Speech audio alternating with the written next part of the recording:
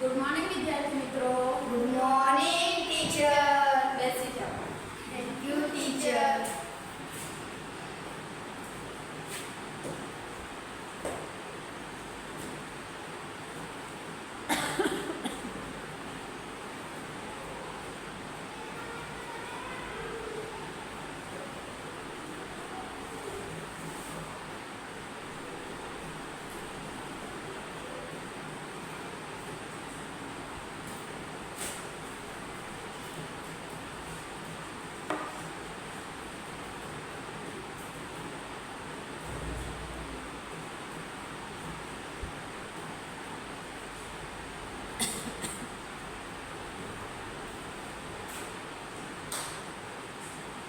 તો વિદ્યાર્થી મિત્રો, આપણે વિજ્ઞાનમાં પહેલો પાઠ જોયો.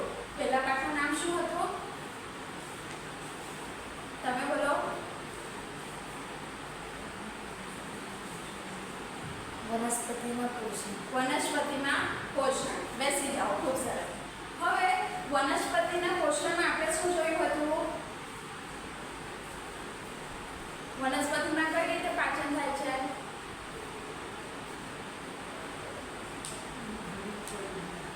તમે બોલો. તેમાં હરિત પાંડામાં હરિતદ્રવ્ય હોય છે અને જે વૃક્ષો હોય છે તે આપણને શું આપે છે? ઓક્સિજન. ખૂબ સરસ. તો હવે આપણે વનસ્પતિમાં પોષણ તો જોઈ લીધું. હવે આપણે પ્રાણીઓમાં પોષણ જોઈશું. બરાબર? પ્રાણીઓમાં પોષણ કઈ રીતે થાય છે? તમે બોલો. આપણે ખોરાક લઈએ છીએ અને પાચન થાય છે. હા, ખૂબ સરસ. બેસી જાઓ. આપણે ખોરાક લઈએ છીએ અને પાચન થાય છે. તો તેવી જ રીતે આપણે પાચન ક્યાંથી સ્ટાર્ટ થાય છે મનુષ્યમાં? મુખથી સ્ટાર્ટ મુખથી સ્ટાર્ટ થાય છે. પછી એના પછી જઠરમાં જાય છે. જઠરમાં જવા પહેલા અન્નનળીમાં જાય છે. હા ને? બેસી જાઓ. મુખથી આપણે ખોરાક લઈએ છીએ, અન્નનળીમાં જાય છે, જઠરમાં જાય છે, પછી નાના આંતરડામાં જાય છે અને પછી લાસ્ટમાં મોટા આંતરડામાં જાય છે. તો વિદ્યાર્થી મિત્રો, તમને ખબર છે પ્રાણીઓમાં કઈ રીતે થતું હશે? કોઈને ખબર છે? આઉટ ખાતું આવું જ થતું હોય? વિદ્યાર્થી મિત્રો, હવે હું તમને કેટલાક પ્રશ્ન પૂછીશ. બરાબર? તમે જ્યારે સ્કૂલથી ઘરે જાઓ છો ત્યારે રસ્તામાં ગાય અને ભેંસને તો જોયા જ હશે. ઊભા થાઓ. તમે જોયા છે? હા. તો ગાય અને ભેંસ હંમેશા શું કરતી હોય છે? બોલો. મુખથી ચાલે. મુખથી ચાલ્યા જ કરતી હોય. એટલે કે એ પહેલા ઘાસ ખાઈ લે છે અને પાછું કાઢે છે. તો આજે આપણે વિજ્ઞાન વિષયમાં ઘાસ ખાતા પ્રાણીઓમાં પાચન વિશે ભણીશું.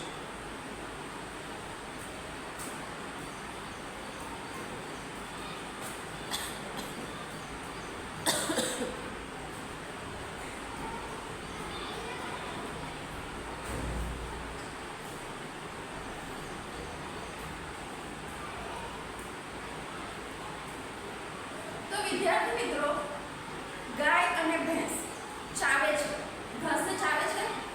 તેને આપણે વિજ્ઞાનની ભાષામાં વાગોળવું કહે છે. શું કહે છે? ફરીથી એ જે ઘાસને કાઢે છે અને પાછું ચાવે છે તેને વાગોળવું કહે છે.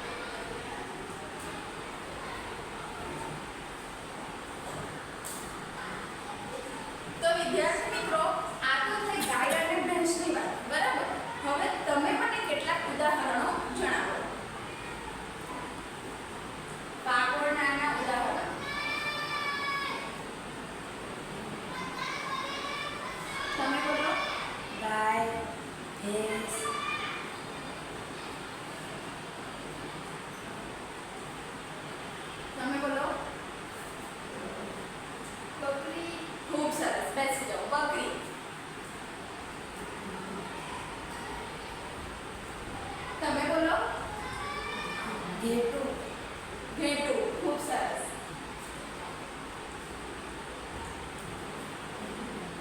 તમે બોલો. ગાય. ગાય. ગાય. હા, ઓકે. તમે ભેંસ. બોલો. ભેંસ.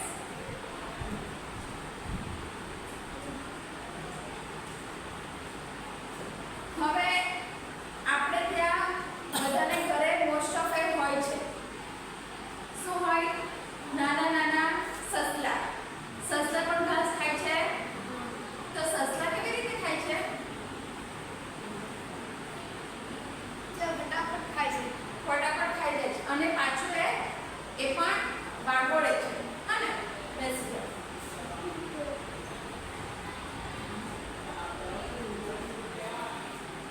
તો વિદ્યાર્થી મિત્રો, વાગોળના કયા કયા છે? બકરી, ઘેટું, ગાય, ભેંસ અને સસલા. હજુ કોઈ ઉદાહરણ? તમે બોલો. ઊંટ. ઊંટ. ખૂબ સરસ. બેસી જાઓ. ઊંટ પણ વાગોળે છે.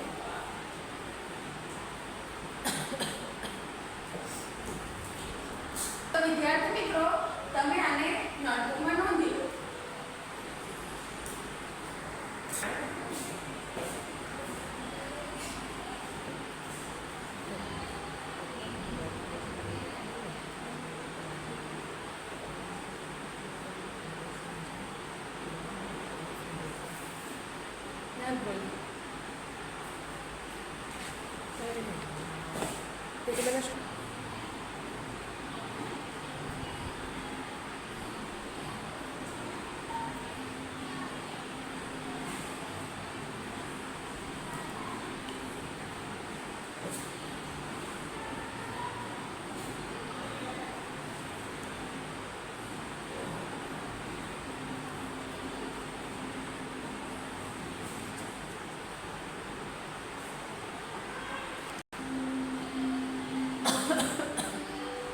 વિદ્યાર્થી મિત્રો, હવે હું તમને એનો ચિત્ર બતાવું છું.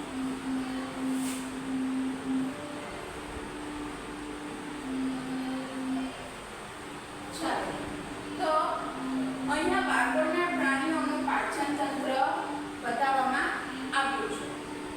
આ શું છે? ભેંસ છે. હવે ભેંસ ઘાસ ખાય છે, બરાબર? ઘાસ ખાય છે ને? તો સૌથી પહેલા એ શાનાથી ઘાસ ખાય છે? બોલો તમે.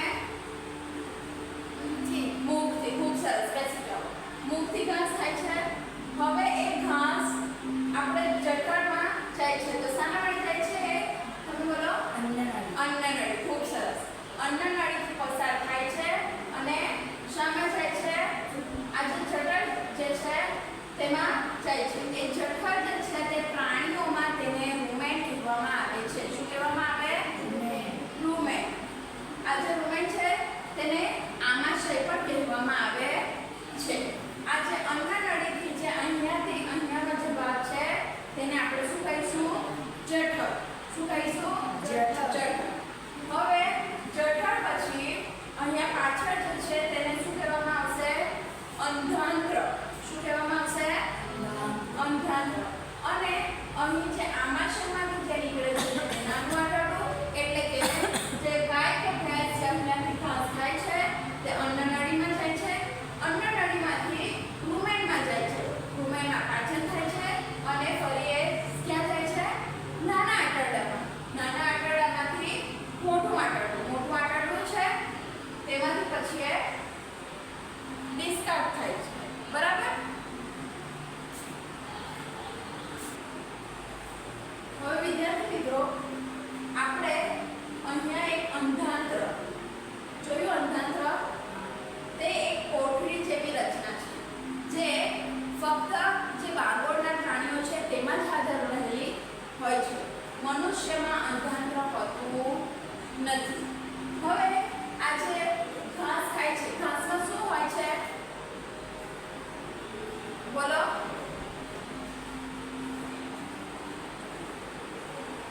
તમે બોલો. સેલ્યુલોઝ